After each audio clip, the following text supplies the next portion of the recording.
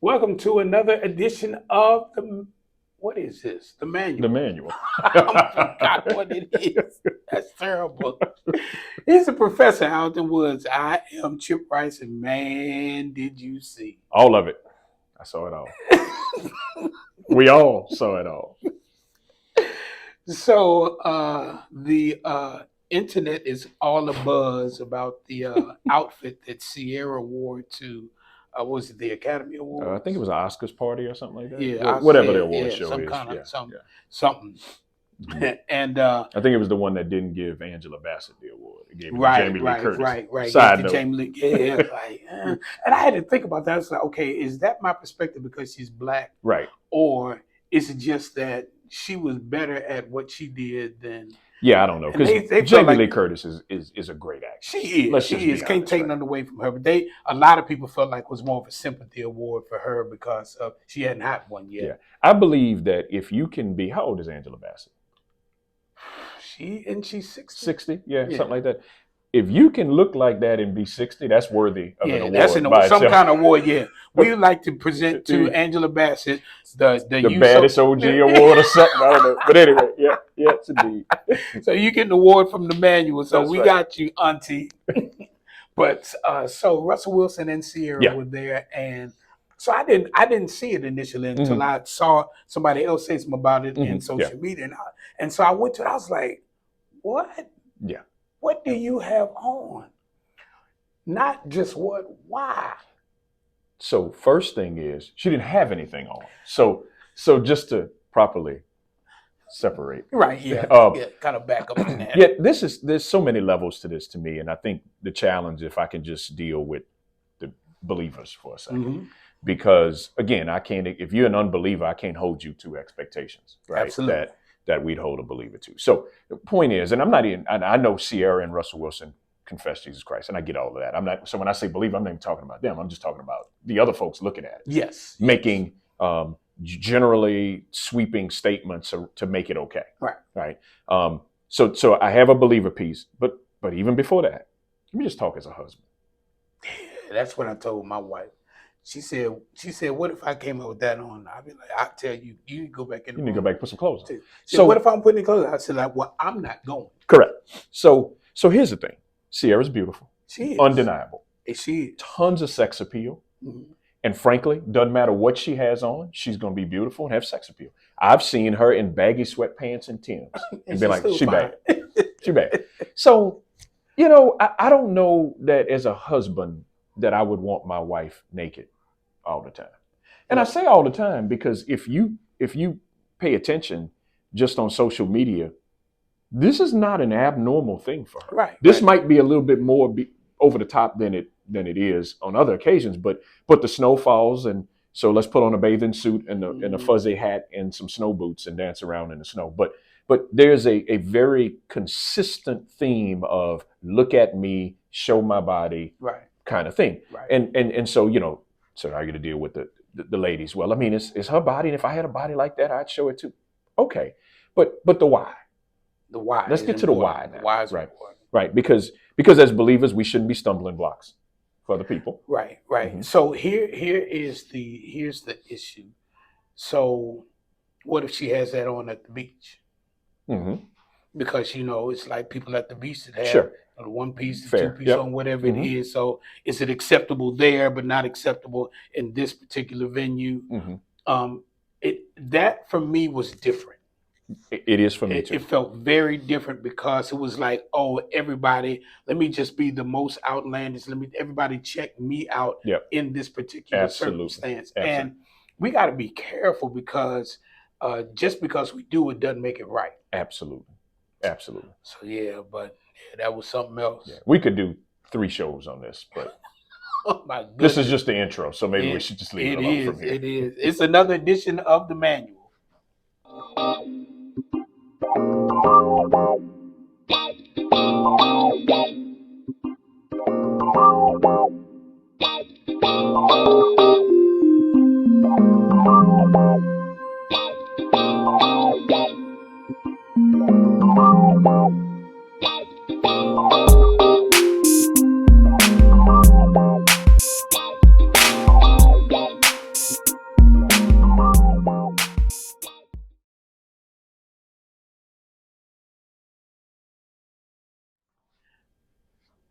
So, wanted to talk a little bit this week. I've had some situations where I've had some conversations about people who are dealing with some emotional Mhm. challenges, and it was this week. There were a few situations where it went back to the father. Mhm. Mhm. So one situation where a father pretty much wasn't present Sure. at all, re-entered the life later on, but still trying to figure out if they Mhm. have a connection.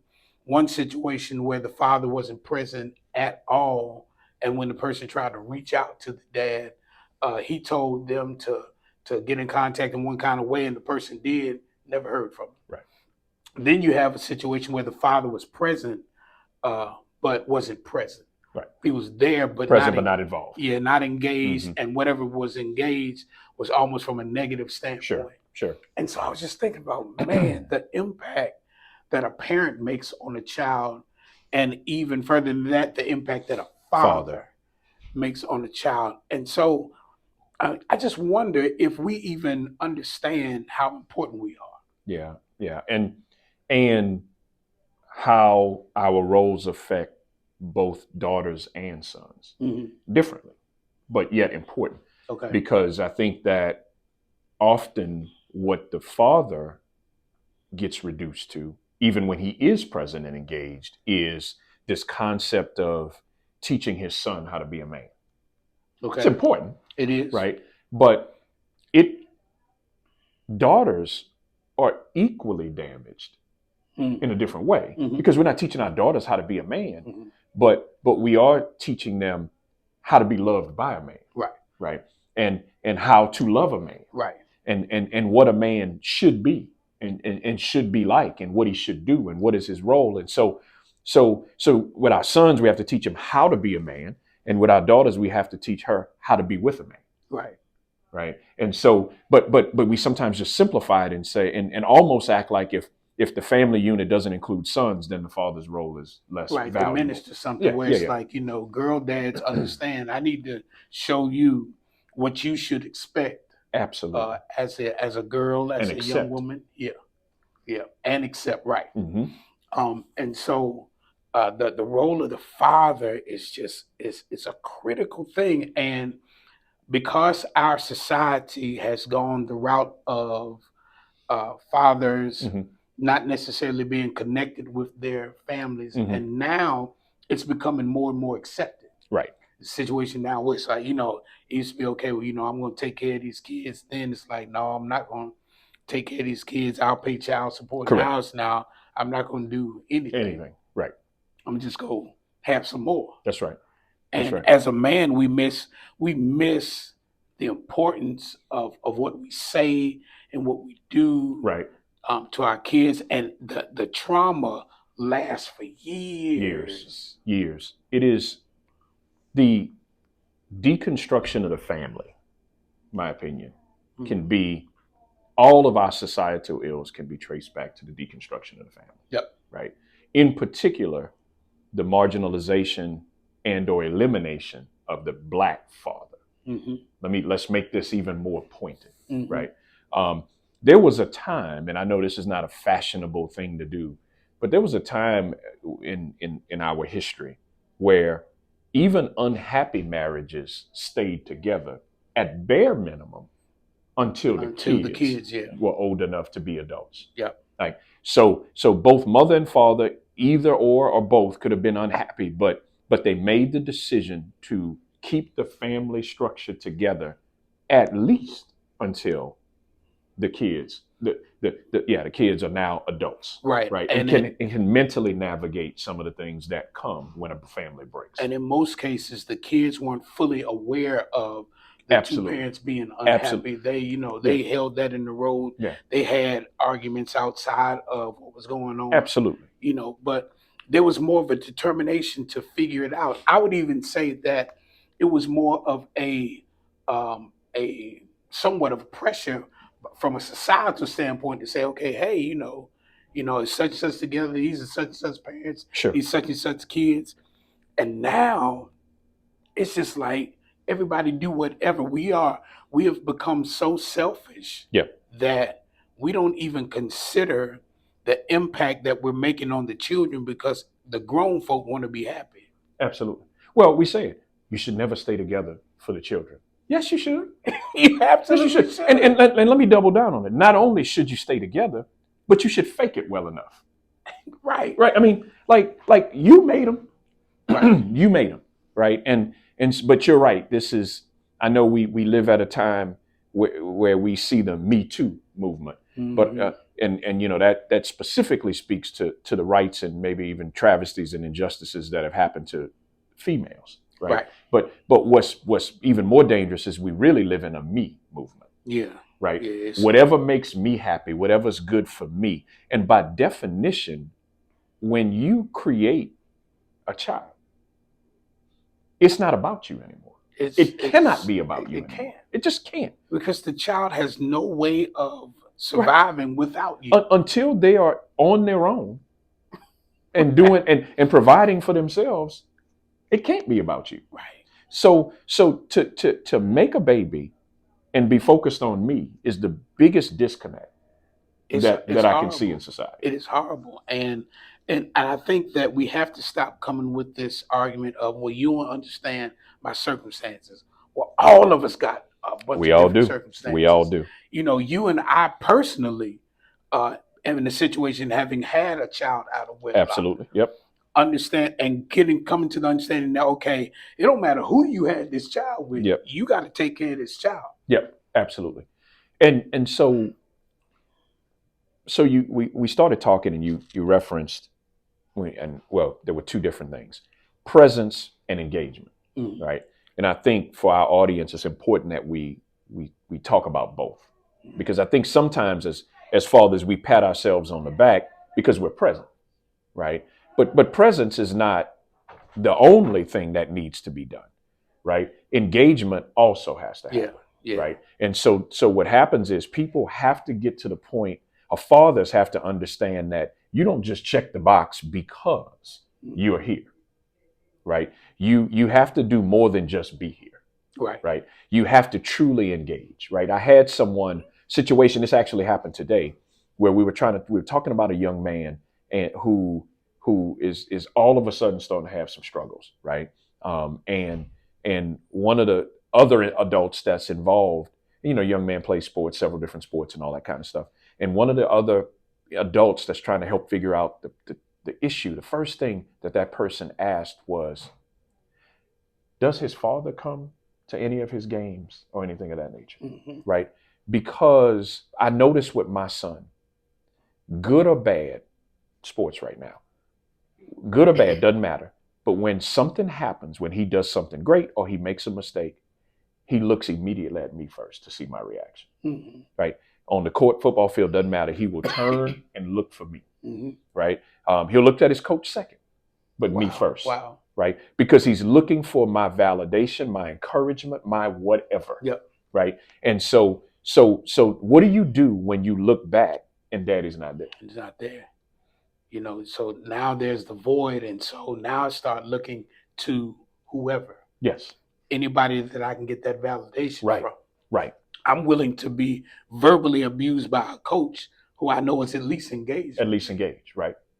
Wow. And so and I'm just thinking, I'm listening to what you're saying. I'm saying that makes a lot of sense on why some guys join gangs, get into other situations, because it's like, at least somebody's talking to me, somebody's validating me, somebody's saying that even if we're going to do something crazy, we're going to do it together. We're going to do it together, and there's validation in it, right? And so what I had to do is understand that when he looks at me, I have to react, right? Because my presence is there, but he knows I'm there. When he's looking now, he's looking for my engagement. So when he does something good, he's looking for me.